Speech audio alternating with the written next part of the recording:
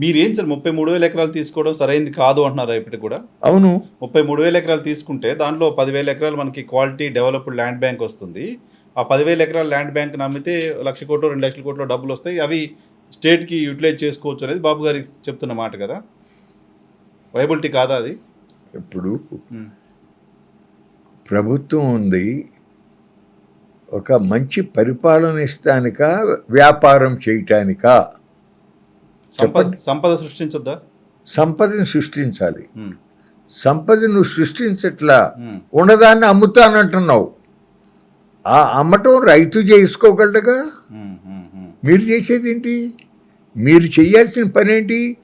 Irrigation ప్రాజెక్టులు పూర్తి చేస్తే త్వరగా సాగునీరు లభించి వ్యవసాయంలో ఉత్పాదకత పెరుగుతుంది, ఉత్పత్తి పెరుగుతుంది, వ్యవసాయ కార్మికులకు ఎక్కువ రోజులు పనిదినాలు లభించుతాయి. అక్కడ రాయలసీమలో మంచినీళ్ళ కరువుతో బాధపడే పరిస్థితులు ఉండవు. హ్మ్. నేను హిందూపురం వెళ్ళొచ్చా.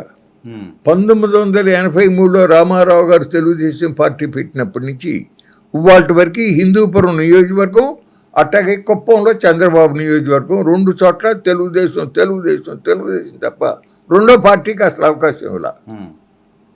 కుప్పం సంగతి నాకు తెలియదు, కానీ హిందూపురంలో పరిస్థితి మాత్రం ఘోరం.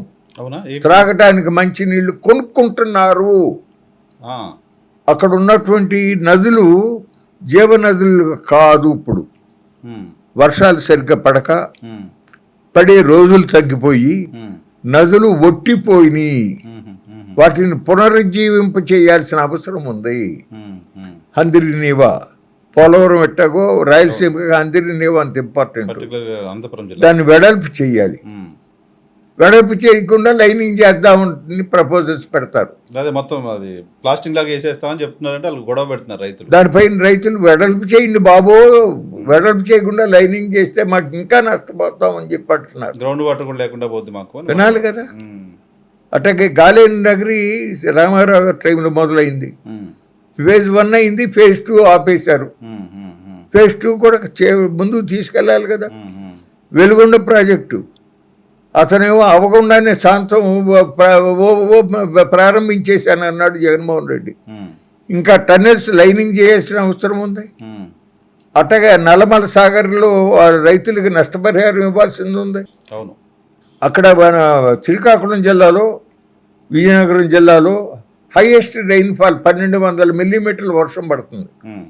వంశధార, నాగావళి, మహేందర్ తనియా, బహుదా ఎన్ని నదులు ఉన్నాయో అక్కడ అవును. జీవనదులు. సంవత్సరం వరదలొస్తాయి. ప్రతి సంవత్సరం సంవత్సరం పొడుగుతో నీళ్లు చాలా నెలల పాటు ఉంటాయి. హ్మ్. ఎక్కడికెక్కడ చెక్ డ్యాములు కట్టేసేసి లిఫ్ట్ ఇరిగేషన్ పెడితే ఆ ప్రాంతంలో ఇరిగేషన్ ఎంత అభివృద్ధి అవుతుంది, వ్యవసాయం అభివృద్ధి అవుతుంది. హ్మ్. హ్మ్. అది జరగకే కదా అక్కడి నుంచి 2 ఎకరాలు 3 ఎకరాలు ఉండాడు కూడా బెదవాడ, ఉయ్యూరు, గుంటూరు వచ్చి తట్టా బొట్టా మోస్తూ ఉండే కర్మ, కాంక్రీట్లో పనిచేస్తూ ఉండే డిప్పలు మోసే పనులు. హ్మ్. కానీ సార్ ఇక్కడ 33,000 ఎకరాల భూములు ఇచ్చిన రైతులు రాజధాని అమరావతిగా డెవలప్ చేస్తామని మా దగ్గర భూములు తీసుకున్నారు. చేయకపోతే ఎలా అని వాళ్ళ ఆందోళన ఉంది కదా! గవర్నమెంట్ దాని నుంచి ఎట్లా తప్పించుకుంటది? మనసులో ఉండగానే బయటికి చెప్తారండి అందరూ. హ్మ్. రెండోది, హ్మ్. మనం అవును అనుకున్నా కాదనుకున్నా కొంత వేరే అభిమానాలు కూడా కొన్ని ఏడ్చినాయి ఏముంటది దాంట్లో వేరే అభిమానం? ఉంటాయిగా. ఏముంటది వేరే అభిమానం అంటే? కులాభిమానం ఉంటుంది, ఆ! వేరే మీరు మీరు పార్టీ అభిమానం ఉంటుంది, ఉంటాయి. ఇప్పుడు కొంతమంది ఏమో నువ్వు తప్పు చేస్తున్నామని ధైర్యంగా నాకు మళ్ళీ మాట్లాడగలిగిన వాళ్ళు కొద్దిమంది ఉంటారు. హ్మ్. కానీ ఎక్కువ మంది ఏం చేస్తాడు, ఏం జరుగుతున్నది చూద్దాంలే అని చెప్పి మాట్లాడరు. హ్మ్. అసలు ఇన్ జనరల్గానే ఎప్పుడో 30-40 సంవత్సరాల క్రితం ఒక పెట్రోల్ ధర ఒక ₹1 పెంచారంటే పెట్రోల్ బంకుల దగ్గర చాలా అన్యాయం అని చెప్పి చేసేవాళ్ళు. వాళ్ళు రూపాయి ₹2 పెంచినా మాట్లాడరు. గ్యాస్ సిలిండర్ పైన ₹50 పెంచితే మాట్లాడేవాళ్ళు. హ్మ్. ప్రజల యొక్క ఆలోచన సరళిలో మార్పు వచ్చింది. కాదు కాదు. మీరు బాబు గారిని వైసీపీ చేసిన విమర్శ మీ నోటి నుంచి వస్తున్నట్టు కనపడుతోంది. కులాభిమానం అనే మాట మాట్లాడారు కదా! వాస్తవం ఏంటి చెప్తాను. వాస్తవం? అసెంబ్లీలో బాబు గారు ముఖ్యమంత్రిగా జగన్మోహన్ రెడ్డి గారు ప్రతిపక్ష నేతగా అక్కడ రాజధాని కట్టాలనే దానికి ఒప్పుకున్నారు కదా! 30,000 ఎకరాలు తీసుకోవడానికి ఒప్పుకున్నారు కదా! అప్పుడు లేని కులం అభిమానం, అప్పుడు లేని అభ్యంతరాలు ఇప్పుడు ఎందుకు వస్తాయి? జగన్మోహన్ రెడ్డి మాట్లాడా లేదా అనేది సమస్య కాదు. ఉమ్, వాస్తవం ఏంటంటే సహజంగా రెడ్డి కమ్యూనిటీలో జగన్మోహన్ రెడ్డి అన్నా రాజశేఖర రెడ్డి అన్నా కొంత అభిమానం ఎక్కువ ఉంటుంది. ఉంటది. తత్తిమో వాళ్ళలో అసలేం ఉండదని కాదు. ఉమ్, అట్లాగే కమ్మారులో ఉమ్, ఎక్కువ మందికి చంద్రబాబు నాయుడు అన్న ఎన్టీ రామారావు గారిని అభిమానం ఉంటుంది. ఇది ప్రాక్టికల్గా ఉన్న విషయం. సార్ అట్లా కాదులే అని ఊరికే బకాయించుకుంటే అది అభిమానం ఉండడం వేరు. మీరని కాదు ఆ, చెప్తున్నా, అసలు ఉంటుంది. అభిమానం ఉండడం గురించి నేను మాట్లాడలే. అభిమానం ఉండొచ్చు. రాజశేఖర రెడ్డి గారు అంటే, జగన్ అంటే నాకు లేదా, నాకు ఉంది చంద్రబాబు అంటే అభిమానం. ఉమ్, ఎస్, అభిమానం ఉండొచ్చు. బట్ అభిమానం కులం కారణంగానే అక్కడ రాజధాని కడుతున్నాడని ఎలా మీరు ఎండర్స్ చేస్తారు? అతను కమ్మ కులం మీద అభిమానంతో రాజధాని అక్కడ కట్టాడంటలా. ఉమ్, చంద్రబాబు నాయుడు చేసేది కరెక్ట్ కాదని అనిపించినా ఉమ్, మాట్లాడకపోవటానికి కారణం నేను చెప్పింది ఓకే ఓకే. అది. మనాడే కాబట్టి తప్పు చేసినా పర్వాలేదు అన్నట్టున్నారు కమ్యూనిటీ. అసలు సీరియస్గా ఆలోచించట్లా. ఇప్పుడు మరి రైతులు ఏమవుతుంది? అంతే రైతులు మా జీవనం అది. Statutory minimum support price C2 plus 50% ఇవ్వాలని స్వామినాథన్ చెప్పింది. ఇంప్లిమెంటేషన్ అవట్లా. ఇక ఎంతసేపు శోభనాథేశ్వరరావు, ఎల్లేని కేసీరావు, కేవీవి ప్రసాద్ ఇట్లా ఇక పాచంతకాయ పచ్చళ్ళగా మేము కింద మీద పడతాం. కానీ ఎంతమంది రైతులు వస్తున్నారు చెప్పండి? ఎందుకు రావట్లేదు? అదే చెప్తున్నా, ఆలోచన సరళలో మార్పు వచ్చేసింది. తన బ్రతుకు దాని మీద అయితే ఇప్పుడు అదే ఉత్తరాది రాష్ట్రాలు ఉన్నాయి. Punjab, Haryana, UP, western UP 70 ఏళ్ళు 80 ఏళ్ళు నాకన్నా ఇంకా చాలా పెద్దాళ్ళు కూడా కంబళేసుకుని ఎంత ఫాస్ట్గా నడుస్తారు. మనం ఎన్ని చూస్తున్నాం మనం టీవీలో. ఆంధ్రప్రదేశ్లో పరిస్థితి అట్లా లేదు కదా సార్. ఆంధ్రప్రదేశ్లో ఇప్పుడు మిమ్మల్ని కూడా వడ్డే శోభనాథ్ వేరే ఏదో ఇంట్రెస్ట్ ఉంది, అందుకోసమే ప్రభుత్వం పేరు ఇలా మాట్లాడుతున్నారు అంటున్నారు. నాకు తెలుసు ఆ విషయం అంటున్నారు. అనుకొని ఉండి నా అంతరాత్మ సాక్షిగా నేను ఇది కరెక్ట్ అనుకున్నది నేను చెప్తా అంతే. నేను ఇదివరకు చెప్పే ఇప్పుడు చెప్తున్నా, మళ్ళీ మీ ద్వారా కూడా చెప్తున్నా. జీవితంలో చివరి శ్వాస వరకు తెలుగుదేశం అభిమానిగానే కొనసాగుతా. అర్థమైందా? కానీ పొరపాటు జరుగుతుంటే పొరపాటు జరుగుతుంది, మీరు సవరించుకోండి అని చెప్పే స్వేచ్ఛ, స్వాతంత్రం దాన్ని ఉపయోగించుకుంటా నేను. దాంట్లో మొహమాటం లేదు. ఇప్పుడు మొట్టమొదట మేము వద్దని చెప్పినప్పుడు మేధా పట్కర్ గారు చెప్పాక ఇందాక బొలిశెట్టి సత్య గారు మేము అందరం ఏమన్నామంటే, సరే నువ్వు తీసుకుంటే తీసుకున్నావు, అయిపోయింది. వాళ్ళందరూ రైతులు కదా నీకు భూములు ఇచ్చింది. ఇక్కడ వ్యవసాయ కార్మికులు ఉన్నారు. ఇప్పుడు నువ్వు ఇచ్చిన ప్లాట్లలో ఇళ్ళు కట్టుకుంటానికో షాపులు కట్టుకుంటానికో చాలా టైం పడుతుంది. అభివృద్ధి అవుతానికి చాలా టైం పడుతుంది.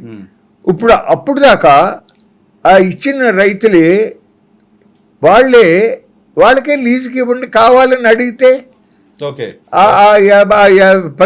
20% 50% ఎంతైతే అంత అతనికి వచ్చిందంటూ అతను కూరగాయలు పండించుకుంటాడో, అరటి తోటలు వేసుకుంటాడో, లేకపోతే సపోటా మొక్క వేసుకుంటాడో, ఏదో ఒకటి కూరగాయలు పండ్లు పండించుకునే అవకాశం ఇవ్వండి.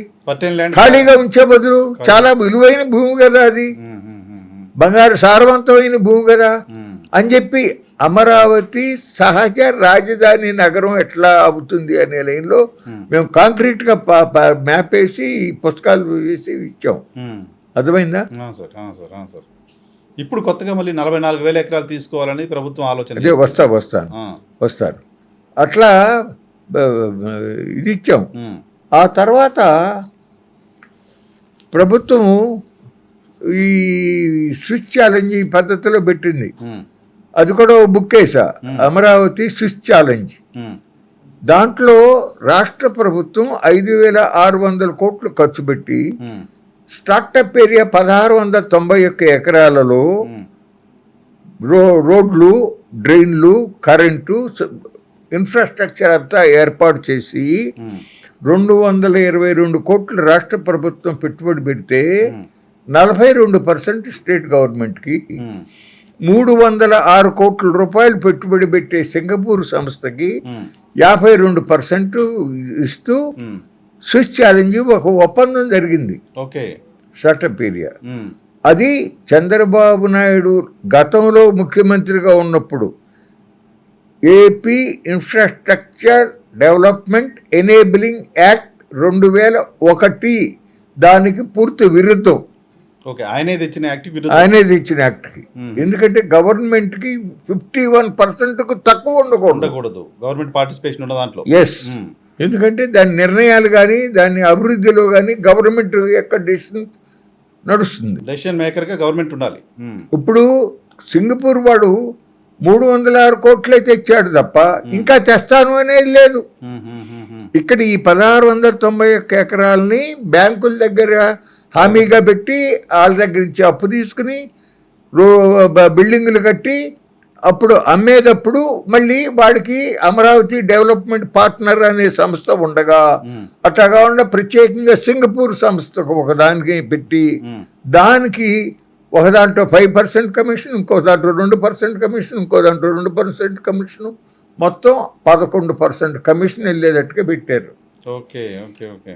వాళ్ళు లెక్కేసినట్టుగా 11 కోట్ల చదరపు అడుగుల విస్తీర్ణంలో కనుక నిర్మాణాలు జరిగితే సింగపూర్ సంస్థకి 52%కి వాళ్ళకి 25,000 కోట్లు వెళ్తుంది. ఎకరం గజం చదరపు అడుగు 6 రూపాయలు చొప్పున 6,000 చొప్పున అమ్మితే 22,000 కోట్ల రూపాయలు, 25,000 కోట్లు వాడికి వెళ్ళేది. రాష్ట్ర ప్రభుత్వానికి 18,000 కోట్లు వచ్చేది. వాడు 300 కోట్లు పెడితే వాడికి 25,000 కోట్లు వెళ్తుంది. ఎస్, మనం భూమి ఇచ్చి 200 కోట్లు పెడితే మనకి భూమే కాదు డెవలప్మెంట్ ఖర్చు ప్లస్ 50 ఎకరాలు ఆల్మోస్ట్ ఫ్రీగా ఇవ్వటం. అట్లాగే సీడ్ యాక్సిస్ రోడ్ ఏదైతే ఉందో దాన్ని డౌన్ టౌన్ రోడ్ అంటారు.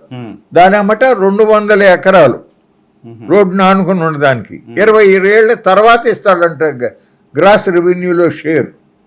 27 ఏళ్ళ వరకు మనకు రెవెన్యూ లేదు దాంట్లో లేదు. సో ఈ ఒప్పందాలని ఎందుకోసం చేసుకుని ఉంటారు సార్? ఎవరి ప్రయోజనాల కోసం చేస్తుంటారు? మీరు ఆలోచన, మీరే నిర్ణయానికి రండి. దుర్మార్గంగా అనిపిస్తుంది. మీరు అంటే మేము కూడా అంత లోతుగా విశ్లేషణ చేయలేదు, లోపల పోయి చదవలేదు. నేను ఈ తప్ప అది ఆ పుస్తకాలు దాదాపు అయిపోయి ఒకటే ఉన్నట్టుంది. ఈ తప్ప మళ్ళీ ఎందుకు బాబు గారు అటువంటి డెసిషన్ తీసుకుని ఉంటారు? ఆయనకి ఈశ్వరన్ అని చెప్పి సింగపూర్ ఆయన చాలా స్నేహితుడు ఉన్నాడు, మంత్రి. ఆయనతో 3-4 సార్లు ఈయన అక్కడికి వెళ్ళి ఆయన ఇక్కడికి వచ్చి మాట్లాడారు. మరి నారాయణ గారు, మరి ఆ రోజుల్లోనే ఈ కన్నబాబు కూడా అక్కడే ఉన్నాడు. ఇప్పుడు సిఐడిఏ కమిషనర్ కూడా అప్పుడు ఈ నారాయణ దగ్గరే ఉన్నాడు. మరి ఎందుకు చేశారో నాకు తెలియదు, బట్ అనుమానాలు ఉన్నాయి చాలా. అది మన రాష్ట్ర ప్రయోజనాలకి, అమరావతి రైతుల ప్రయోజనాలకి భంగం. ఏదైనా ఉపయోగం, మేలు జరిగితే, లాభం జరిగితే గవర్నమెంట్కి రావాలి, రైతులకి వెళ్ళాలి. కానీ మధ్యలో సింగపూర్ ఆడేప్పుడు అదే కదా, which way he is concern, సింహభాగం వాడుకొట్టేటువంటి అట్లా జరిగిపోయింది. ఓకే, ఇప్పుడు తీసుకోవాలని ఆలోచన, ఎయిర్పోర్ట్ కట్టాలి 44,000 కోట్లు. ఇప్పుడు ఇక పోతే మీకు ఒక విషయం చెప్తా. చంద్రబాబు నాయుడు అపోజిషన్లో ఉండగా బహుశా కాంగ్రెస్ గవర్నమెంట్లో ఉండవల్లిలో 37 ఎకరాలు టూరిజం కోసం అని చెప్పి వాళ్ళు ప్రపోజల్ పెడితే లీడర్ ఆఫ్ అపోజిషన్గా ఉండి చంద్రబాబు నాయుడు ఇది అన్యాయం, అక్రమం, టూరిజం కోసం అని చెప్పి పచ్చటి పంట పొలాలు తీసుకుంటారా, ఇది అన్యాయం అని చెప్పి మాట్లాడిన మనిషి ఇప్పుడు టూరిజం కోసం అక్కడ అమరావతిలో 58,000 ఎకరాలలో 11,000 ఎకరాలు టూరిజం నగరం కోసం పెట్టారు. స్పోర్ట్స్ కోసం 4,150 ఎకరాలు పెట్టారు. మరి మళ్ళీ ఎందుకున్న ఆలోచన వచ్చిందో నాకు తెలీదు. కృష్ణా నదిలో ఉన్నటువంటి చిన్న లంక, పెద్ద లంక అనే వాటి మీద ఇప్పుడు ఒలింపిక్స్ క్రీడలను నిర్వహించడం కొరకు ఆ స్థాయిలో స్పోర్ట్స్ సిటీ డెవలప్ చేయాలని చెప్పి చంద్రబాబు నాయుడు గారు చెప్పాడు అని చెప్పి నారాయణ గారు చెప్తున్నారు. లంకలో కృష్ణా లంకలో కృష్ణకు వరద వస్తే ఆ మ్యాక్సిమం ఫ్లడ్ లెవెల్ ఎంతో దానికి పైన ఇంకా భరంతో ఉండాలి. అవును. రెండోది, ఒలింపిక్ క్రీడలు నిర్వహించడం అనేది ఒక దేశం అడిగితే వచ్చేది కానీ ఒక రాష్ట్రం అడిగితే రాదు. ఉమ్. అవును కదా. అసలు ఎందుకు ఇలా ఆలోచన చేస్తున్నారో అర్థం కావట్లేదండి. అసలు పిచ్చెత్తినట్టుగా మాట్లాడుతున్నారు. మరి వినేవాడికి కూడా అంటే పిచ్చాళ్ళు ఉంటేనేమో ఓ అనుకుంటారు, కానీ తెలిసిన వాళ్ళకి చీమలు ఇది పాకినట్టుగా ఉన్నాయి. ఉదాహరణ చెప్తున్నా సార్, ఇప్పుడు ఢిల్లీ నుంచి బెజవాడ మద్రాసు రైల్వే లైన్ ఉంది. ఇప్పుడు ఏమడుగుతున్నారు, హైదరాబాద్ నుంచి వచ్చేది మన బార్డర్లో తెలంగాణ బార్డర్ నుంచి అమరావతి మీదుగా మళ్ళీ తీసుకెళ్ళి ట్రంక్ లైన్లో కలపటం. సరే, రైల్వే లైన్ వేస్తామన్నారు, రూట్ శాంక్షన్ అయింది. నిన్న నారాయణ చెప్తాడు, అమరావతిలో రైల్వే స్టేషన్ భారతదేశంలోనే అతి గొప్ప రైల్వే స్టేషన్గా 1500 ఎకరాలలో అభివృద్ధి చేస్తామని చెప్పి వాడు ప్రకటన చేశాడు. చూసారా? చూసాను, విన్నాను. 1500 ఎకరాలు. రైల్వే స్టేషన్ ఫోటోలు కూడా చూపించారు. 1500 ఎకరాలు. 1500 ఎకరాలు. చెన్నై రైల్వే స్టేషన్ ఎంతలో ఉందో తెలుసా? తెలియదు. 13 ఎకరాలు. 13 ఎకరాలు. సికింద్రాబాద్ స్టేషన్ ఎంతో తెలుసా? 16 ఎకరాలు. బెజవాడ రైల్వే స్టేషన్ ఎంతో తెలుసా? 8 ఎకరాలు. అసలు 1500 ఎకరాలలో ఆ రైల్వే స్టేషన్ అంటే మామూలుగా అదే మాట ఎవడన్నా మాట్లాడితే చెప్పు తీసి కొట్టాలంటా ఎలా అంటాము. కానీ బాధ్యత కలిగిన మంత్రి మాట్లాడినప్పుడు మనం అది పిచ్చి అడుగు మాట్లాడినట్టు అనుకోవాలి, కానీ ఇంకా వేరే అంతకు మించి ఏం భాష వాడగలం. నిజానికి ఎయిర్పోర్ట్ కట్టొచ్చు 1500 ఎకరాల్లో. ఇప్పుడు ఎయిర్పోర్ట్లు వచ్చేటప్పటికి ఆంధ్రప్రదేశ్లో ఇప్పటికి 6 ఎయిర్పోర్ట్లు ఉన్నాయి. ఇప్పుడు మనం హైదరాబాద్లో ఉండం. తెలంగాణ రాష్ట్రంలో ఇప్పుడు ఉన్నది ఒకే ఒక ఎయిర్పోర్టు, శంషాబాద్ ఎయిర్పోర్ట్. అంతకుముందు బేగంపేటలో ఉంది, మూసేశారు. ఇప్పుడు గవర్నమెంట్ వరంగల్లో కొత్తగా ఎనుమల చోట తీసుకురావటానికి ప్రయత్నం చేస్తున్నారు. ఇప్పుడు వరకు రాకపోవటానికి కారణం ఏంటంటే గవర్నమెంట్ ఆఫ్ ఇండియాలో ఒక రూల్ ఉంది, ఎగ్జిస్టింగ్ ఎయిర్పోర్ట్ నుంచి 150 కిలోమీటర్ల లోపల ఇంకొక ఎయిర్పోర్ట్ ఉండటానికి వీల్లేదు. ఓకే, ఆపరేషనల్ జరగడానికి వీల్లేదు. ఓకే, దాని మూలన ఇప్పుడు ఇవ్వబోతున్నారు. మన ఆంధ్రప్రదేశ్ నుండి తెలుసా 6 ఉన్నాయి. ఇప్పుడు 7 ఎయిర్పోర్ట్లు కొత్తగా కట్టాలని చెప్పి డిపిఆర్లు తయారు చేస్తున్నారు. ఇప్పుడు అంతకుముందే మనకి విశాఖపట్నంలో ఎయిర్పోర్టు అశోక్ గజపతి రాజు గారు ఢిల్లీలో విమానయాన మంత్రిగా ఉండగా దాదాపు 600 కోట్లు ఖర్చు పెట్టి దాన్ని డెవలప్ చేసి ఇంటర్నేషనల్గా సింగపూరు, కౌలాలంపూర్, దుబాయ్కి ఫ్లైట్స్ ఆపరేట్ చేశారు. 85% ఆక్యుపెన్సీ ఉంది. అటువంటిది ఈయనకి ఆ జిఎంఆర్ మసూదన్ రావు చాలా స్నేహం.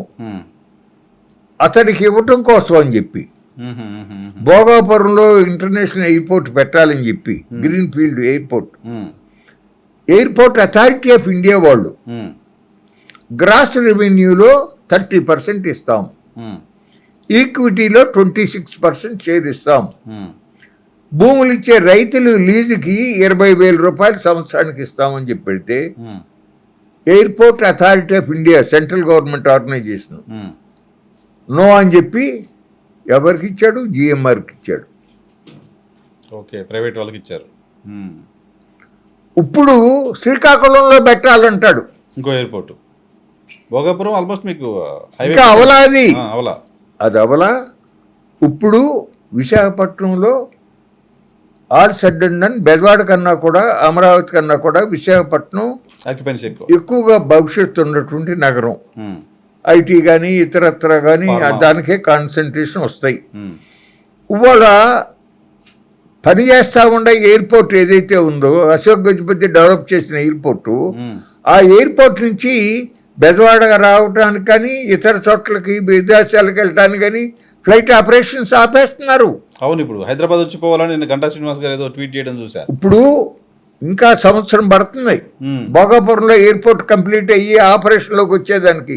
ఈ లోపల ఎందుకు ఆపాలండి చెప్పండి? సో కిల్ చేస్తున్నారా ఎయిర్పోర్ట్ని? ఏమో తెలీదు.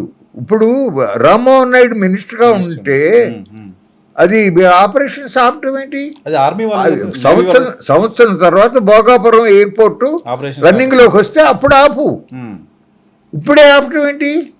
ఎందుకు ఆపుతున్నారు? 2 ఫ్లైట్లు బెజవాడ రావాల్సిన ఫ్లైట్లు రోజు ప్రతిరోజు ఉదయం పూట ఆపేశారంట.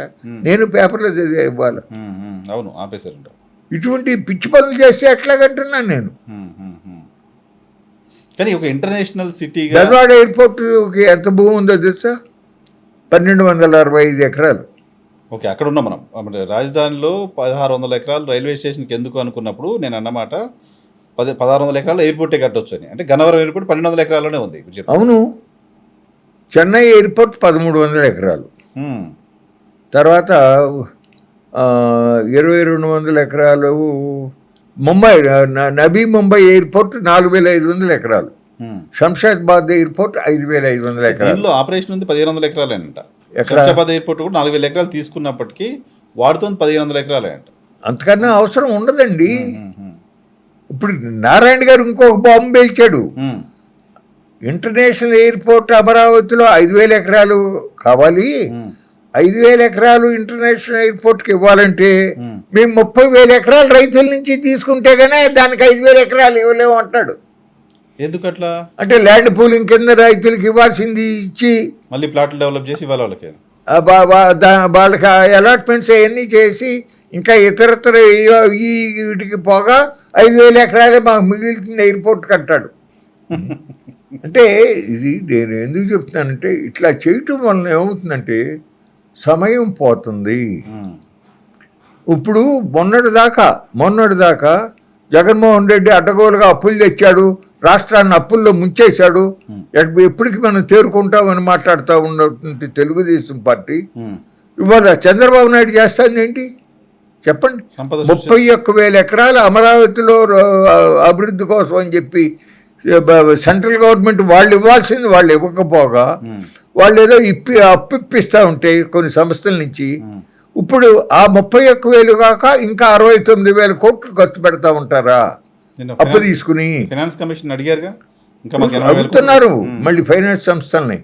69,000 కోట్లు అంటే ఒక్క అమరావతిలోనే 1,00,000 కోట్లు ఖర్చు పెడితే ఉత్తరాంధ్రలో ఉన్నటువంటి ప్రజలు కానీ రాయలసీమలో ఉన్న ప్రజలు కానీ ఏం ఫీల్ అవుతారు అసలు? బ్యాలెన్స్ ఉండాలిగా, గవర్నమెంట్ బ్యాలెన్స్ చేయాలి కదా. ఈ రాష్ట్రం మన అందరిది అనే భావన ఉండాలి కదా. అట్లా కాకుండా నువ్వు చేసే పనులు ప్రజల మనసుల్లో భేదాభిప్రాయాలకి దారితీస్తుంది కదా. అంతకుముందు మేము అందరం ముఖ్యమైన వాళ్ళము. మన శ్రీరామకృష్ణయ్య గారు శిష్యుడు, కుడితిపూడి శ్రీరామకృష్ణయ్య గారి శిష్యుడు పాపారావు అని ఆయన, అక్కినేని భవానీ ప్రసాద్, కొల్లి నాగేశ్వరరావు గారు అల్లుడు లక్ష్మీనారాయణ, మేము అందరం అట్లాగే రాయలసీమ రైతులు వచ్చారు. కృష్ణా రివర్ మేనేజ్మెంట్ బోర్డుని కర్నూలులో కానీ శ్రీశైలం డ్యామ్ దగ్గరలో కానీ పెట్టండి అని అడిగాం. విశాఖపట్నం తీసుకున్నట్టున్నారు కదండి. జగన్ ఏమో తుగ్లక్ తీసుకెళ్లి విశాఖపట్నంలో పెట్టాడు. అక్కడ పెట్టాలనుకున్నాడు, ఇంకా పెట్టలేదులేండి, పెట్టాలని తీర్మానం చేసి పంపించాడు గవర్నమెంట్ తరఫున. ఇప్పుడు మేము కర్నూలులో కానీ శ్రీశైలం దగ్గర కానీ పెట్టడం మంచిదని చెప్పి మేము మీటింగ్లో అనుకుని బెజవాడలో నిమ్మల రామానాయుడు గారి దగ్గరికి వెళ్ళి చెప్పారు కూడా. ఇరిగేషన్ మంత్రి. కానీ గవర్నమెంట్ ఏం డిసిషన్ తీసుకుంది? బెజవాడలో పెట్టాలని నిర్ణయం తీసుకుంది. ఇప్పుడు వెనక మద్రాస్ స్టేట్ నుంచి విడిపోయినప్పుడు శ్రీబాగు ఒప్పందం జరిగింది. ఆంధ్ర రాయలసీమ ఒకచోట రాజధాని ఉంటే ఒకచోట హైకోర్టు ఉండాలి, అక్కడ రాజధాని ఉంటే ఇక్కడ హైకోర్టు ఉండాలి. అట్లాగే ఆ రోజున కర్నూలులో రాజధాని పెట్టారు, గుంటూరులో హైకోర్టు పెట్టారు. ఇప్పుడు రాష్ట్ర ప్రభుత్వం అక్కడ బెంచి పెడతామని చెప్పి నిర్ణయం తీసుకు, అసలు హైకోర్టు పెట్టాలి న్యాయంగా అయితే, కానీ ఎందుకో మొత్తానికి ఆయనకి అన్ని ఒకచోటే ఉండాలనే లైన్ ఉంటుంది, పెట్టాడు. ఓకే, బెంచి పెట్టాలనుకున్నావు, మంచిది. అది వాళ్ళ మనసుల్లో కొంతవరకు సాటిస్ఫాక్షన్ వస్తుంది. ఆ బెంచి కడతానికి చేయాల్సిన పని చేయకుండా ఇక్కడ ఆల్రెడీ హైకోర్టు పర్మనెంట్ బిల్డింగ్ ఉండగా మళ్ళీ 890 కోట్లు పెట్టి మళ్ళీ ఇక్కడ ఐకానిక్ హైకోర్టు కడతానంటే ఏంటి చెప్పండి? దాన్ని ఒక ఇంటర్నేషనల్ సిటీగా డెవలప్ చేయాలనుకున్నప్పుడు అన్ని ఒక దగ్గర కనపడాలి, ఆ హంగులు అవి కనపడాలని ఆయన చెప్తున్నమాట. ఇప్పుడు ఎప్పుడైనా ఒకటేనండి, సార్ అక్కడ ఎంత 40 అంతస్తుల బిల్డింగులు ఉన్నాయి, ఉంటే ప్రజలకి ఏం ఊరుతుంది చెప్పండి? ప్రజలకు కావాల్సింది మంచి పరిపాలన. ప్రభుత్వం యొక్క నిర్ణయాలు వాళ్ళ యొక్క భవిష్యత్తుకు ఉపయోగపడాలి, వాళ్ళ ఆకలి తీర్చేదానికి, వాళ్ళకు ఉపాధి అవకాశాలు కల్పించేదానికి, వాళ్ళ పిల్లలకి చదువు వచ్చేదానికి, వాళ్ళకి కావాల్సిన ఆరోగ్య సేవలు అందేదానికి. ఇటువంటి సమస్యలు పరిష్కారం చేస్తే ప్రజలకి సంతోషము ఉంటుంది, గుర్తుంచుకుంటారు. కానీ నువ్వు 40 అంతస్తులో కూర్చుంటే ప్రజలకు ఒరిగిపోయేది ఏంటంటే. కానీ అట్లా కాదుగా, రాష్ట్రానికి ఒక రాజధాని లేకుండా చేశారు, రాజధాని లేని రాష్ట్రంగా మిగిలిపోయింది ఆంధ్రప్రదేశ్. 10 ఏళ్ళు అయిన తర్వాత కూడా ఓ రాజధాని ఉండాలి కదా అని అనుకుంటారుగా. రాజధాని ఉందగా, ఎక్కడికి పోతుంది? ఇప్పుడు మేము రాజధానికి అంత భూమి వద్దన్నాం, జరీ భూమిలో వద్దన్నాం, కానీ వదిలిపెట్టామా? జగన్ 3 రాజధానులని తొక్కులకు ప్రకటన చేసి ప్రయత్నం చేస్తుంటే హైకోర్టులో దావా వేసాం. అవును, నేను కూడా వేసిన వాళ్ళలో ఒకడిని, జీబీఆర్ చౌదరి ఆయన్ని పెట్టి వేసాం. సుప్రీంకోర్టులో వేసాం, ప్రశాంత్ భూషణ్ గారి ఆఫీస్తో లింక్ పెట్టుకుని. అర్థమైనా మీకు? ఎందుకంటే ఇచ్చిన వాళ్ళకి అన్యాయం జరగకూడదు రైతులకి అనే అభిప్రాయంతో. సో రాజధాని కోసం అన్ని డబ్బులు ఖర్చు పెట్టడం అనేది మీరు మంచిది కాదు అని చెప్పదలుచుకున్నారు. అవసరం మేరకు ఖర్చు పెట్టాలి. ఆల్రెడీ ఉన్నాయి కదా వ్యవస్థలో, సెక్రటేరియట్ ఉంది, ఇంకొక అంతస్తు చేస్తే హెడ్స్ ఆఫ్ డిపార్ట్మెంట్ ఆఫీసులు కూడా పెట్టచ్చు. దానికి ఆల్రెడీ 100 అడుగుల లోపల నుంచి తీశారు కాబట్టి 4 ఫ్లోర్ 7 వేయచ్చు, అదే సరిపోతుంది. హైకోర్టు ఉంది. నువ్వు కట్టాలనుకుంటే నువ్వేమి చేసావు? 2047కి ఒక ప్రణాళిక అన్నావు, వికసిత్ భారత్ అని. అక్కడ మోడీ అంటే నువ్వు ఇక్కడ విశిష్ట ఆంధ్రప్రదేశ్ అని పెట్టావు, పేదరికం లేని ఆంధ్రప్రదేశ్ని డెవలప్ చేస్తా అన్నావు. వాళ్ళు ఉండదు సగటు తలసరి ఆదాయం 2 లక్షల లోపు ఎంత ఉంది సంవత్సరానికి? 58 లక్షల రూపాయలకి తలసరి ఆదాయం అభివృద్ధి అవుతుందని అన్నావు 2047కి. బాగానే ఉంది, ఓకే. ఆ 2047 దాకా నువ్వు అధికారంలో ఉండాలని కోరుకుంటున్నావు. నువ్వు ఈ పనులన్నీ బెజవాడ, విశాఖపట్నం మెట్రో రైళ్లు, అట్లాగే outer ring road, inner ring road, ఇప్పుడే ఇమీడియట్గా ఏ అవసరంలా మాస్టర్ ప్లాన్ లో outer ring road plan, inner ring road plan, ఇవి మాస్టర్ ప్లాన్ ప్రకటించితే దాంట్లో ఉన్నటువంటి రూట్, ఆ విస్తీర్ణంలో పర్మనెంట్ బిల్డింగ్లు కడతానికి వీల్లేదు, తెలుసు కదా. మాస్టర్ ప్లాన్ ఉంటే దాని ప్రకారమే పర్మిషన్స్ కూడా ఇవ్వరు కదా మాస్టర్ ప్లాన్ లో. అదే చెప్తున్నా. సో ఆ విధంగా భవిష్యత్తు అవసరం కోసం తీసుకో. వాటికి ఇవ్వలే కట్టాల్సిన అవసరం ఉంది. ఔటర్ రింగ్ రోడ్ ఉంది మీకు. హైదరాబాద్ ఔటర్ రింగ్ రోడ్ ఎంత ఉంది అనుకున్నారు? 158 కిలోమీటర్లు ఉంది. అమరావతి ఔటర్ రింగ్ రోడ్ ఎంత ప్రపోజ్ చేశారు అనుకుంటున్నారు? 197 కిలోమీటర్లు. అర్థమైందా? బెంగళూరు ఔటర్ రింగ్ రోడ్డు 70 మీటర్లు ఎడల్పు, almost double to Bengaluru. Central government వాళ్ళు, మినిస్ట్రీ ఆఫ్ ట్రాన్స్పోర్ట్ హైవేస్ వాళ్ళు 70 మీటర్లకు చాలండి అని అంటే కాకూడదని చెప్పి గట్టిగా పట్టుబట్టాడు. చివరికి 140 మీటర్లకు ఒప్పుకున్నారు వాళ్ళు.